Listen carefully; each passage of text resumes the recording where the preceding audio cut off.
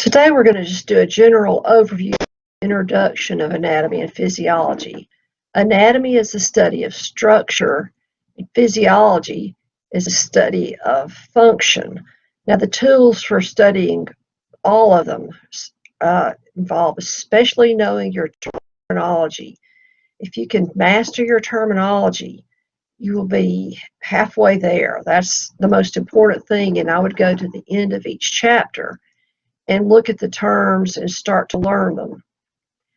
Okay, tools. You have to be able to study physiology. You have to look at different levels: molecular, chemical, systemic, know a little bit about physics and a little bit about chemistry. Not much, just a very little. Principle of complementarity is that anatomy and physiology are inseparable. Anatomy depends on physiology and the other way around. For instance, we don't care what a heart looks like if we don't know what it does. Okay, and I'll skip ahead to the next slide here. We start looking at a chemical level, your atoms, subatomic particles, and how they form molecules. The molecules gather together and form cells, which are made up of their little organelles. And the cells come together to form tissues. Tissues come together to form organs. And organs come together to form organ systems. And then the entire organism, in this case a man, is made up of the combination of all these. We'll talk about the different systems, and this is the way we study anatomy and physiology in this book, is by systems. We first talk about the integument. The integument is the skin, hair, glands, sweat glands, oil glands, cutaneous sensors. They're very important. Synthesizing vitamin D is a big thing, just protecting your body from the outside world. Also, pain sensation. Nobody wants to have pain, but without pain, we don't know when we're hurt, and therefore we may go ahead and injure ourselves worse. This is what happens to diabetic people when they lose limbs. They can't feel the pain. Okay, the skeleton is for supporting the body and giving the muscles something to work with so they can cause movement. Blood cells are formed within the bones, and the bone stores minerals. For instance, calcium. If your calcium is extremely low or extremely high, either one, it's going to kill you like now. And so if you have too much calcium in your bloodstream, your body just sticks it in your bones to store. If you have too little, you'll pull it out of your bones. Muscles for movement, maintaining posture, and also producing heat. The nervous system is responsible for controlling everything that you do or think, everything about you. The endocrine system is a system of hormones. Hormones are released from the gland into the bloodstream, and then they act on things that have receptors for those hormones. Cardiovascular system is for transport of blood and the things it carries. Lymphatic system is an important part of your immune system. It also picks up any type of foreign substance, bacteria, as it picks up fluid that leaks beyond the cardiovascular system and filters it and helps keep you from getting sick. Respiratory system brings in oxygen, removes carbon dioxide. Digestive system breaks foodstuffs down to the molecular level, and where they can cross the barrier of the gut into the bloodstream, and anything that's undigestible is eliminated as feces. Urinary system eliminates nitrogenous wastes such as urea, uric acid, creatinine, and also is important for maintaining acid, base, and blood balance, electrolyte balance. And any of these things that get just a little bit off can kill you. Also is important for maintaining blood pressure. Okay, reproductive system is for making babies. And also the organs, the hormones that we produce make males be male and females be female. And whether it's politically correct or not, males are different than females. Okay, organ systems, they each depend on the other organ systems to work together to maintain life functions. Maintaining boundaries is one necessary life function. The skin keeps your insides in and things outside out. Plasma membrane does the same thing to cells. It decides what can get in and what can't. Movement. Muscle causes movement of the body, things that need to be moved. The body has to be able to respond to its environment, such as breathing rate is controlled. Digestion, breaking down food stuff and then absorbing them into the bloodstream. Metabolism is all the chemical reactions in the body. Catabolism is breaking stuff down. Anabolism is building stuff up. Excretion is getting rid of waste products. Okay, reproduction. We have cellular reproduction, where skin cells reproduce so you can grow, repair skin or grow new skin, also for producing offspring. In growth, each body part and each cell has to grow so that it can reproduce. Okay, nutrients are essential for energy and bodybuilding. Carbohydrates, yes, they are essential to your existence. Fats, proteins, minerals, vitamins. Oxygen is necessary because it releases energy from your food. It's essentially a slow burn, and it takes this energy and creates, well, it takes adenosine diphosphate and turns it into adenosine triphosphate, ATP, which is a charged battery of your cell. Now, we need oxygen because without oxygen, we can't grow we can't make our motor go. Here he's putting he's putting gasoline into his car. Unless he burns that gasoline, the car will just sit there. And burning is combination with oxygen. Now, if you don't combine it with oxygen, you cover it up, you don't get burning. The fuel is not able to be used. Same thing with your body. If you don't have oxygen, you don't have fuel available to burn, and so therefore your cells die and you die. Water is the most abundant chemical in the body. It's important for chemical reactions, and we'll talk about other things it does too. We also have to keep a normal body temperature. Atmospheric pressure has to be kept at about the right place, or we can't get gas exchange in the lungs. Now, these are books, not actually the atmosphere, but this book has very few books on top of it. Therefore, it has a very small amount of gravitational push down. This book, on the other hand, has a tremendous amount of books sitting on top of it, so there's a lot of pressure down. At sea level, we think about being at this level of book. A lot of air stacked up, so we have high pressure. Enough pressure to easily push plenty of air into our lungs when we open up our lungs to breathe. At high elevations, the air is spread out because there's nothing squishing it down, essentially. And so you find yourself lacking enough air, oxygen in the air. You breathe and you can have trouble getting enough oxygen. Okay, homeostasis is a maintenance of a relatively stable internal environment. For instance, if it's 100 degrees in the room, your body needs to be 98.6. If it's 40 degrees, 98.6. You have a stable environment. And we have control mechanisms. Generally, the nervous system and the endocrine system are essential for regulating bodily systems. Okay, now in a control mechanism, you have to have a receptor that picks up what's going on in the environment.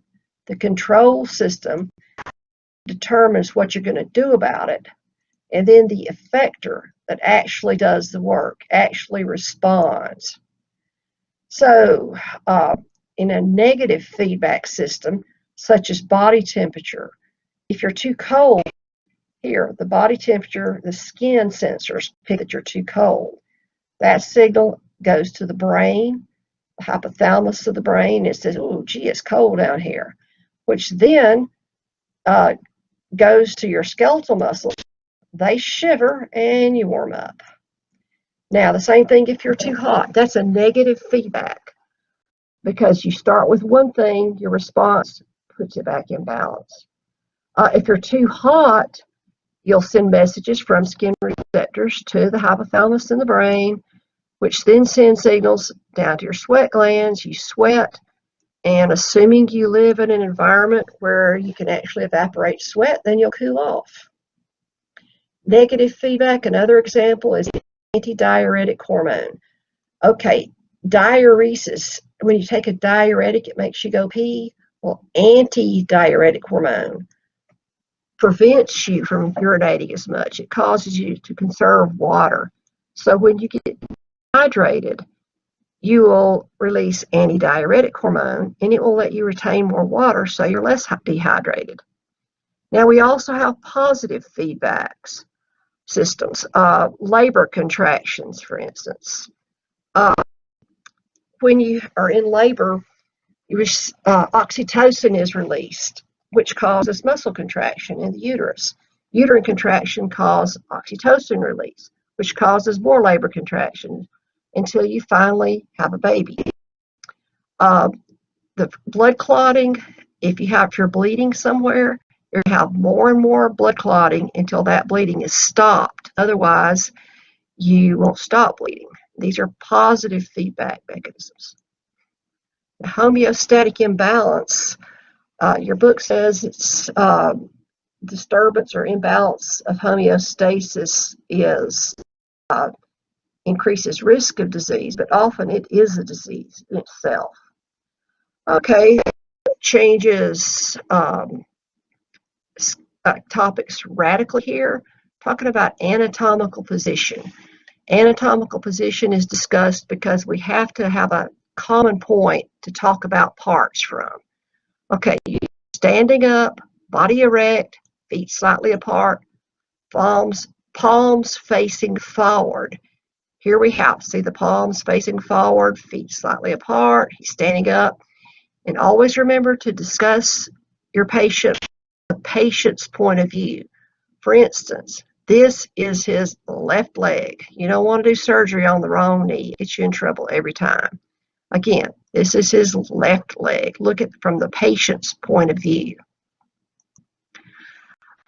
Okay, now anatomical studies were done on humans, and as you notice, they stand in different positions. So some of the terms we use in humans do not apply to our animal specimens, like when we dissect our pigs. Okay, superior and inferior work good on humans. Above is superior and below is inferior. But when you go back to your dog, which is what your average study was done on, it doesn't work because above would be this way. Now your superior vena cava is up here, but your cranial vena cava is here. So when we're talking about our specimens, we really need to use the terms cranial and caudal when working with our dissection animals. And we don't have any people to dissect, so we're going to have to stick with what we got. Same thing happens with anterior and posterior. Look back here at your dog. Okay, anterior is obvious. Posterior is in the back, but when we compare to the human, this is what compares to the human's anterior. This is what compares to the animal's posterior, whereas the animal's posterior is here. So we don't want to use those terms when we're speaking of animals. We want to use dorsal here and ventral here. And that's what I prefer when talking about humans as well. Let's see, I have 2 slides ahead. Okay, there we go. Now, medial is along the midline, lateral is away from the midline, intermediate anywhere in between that.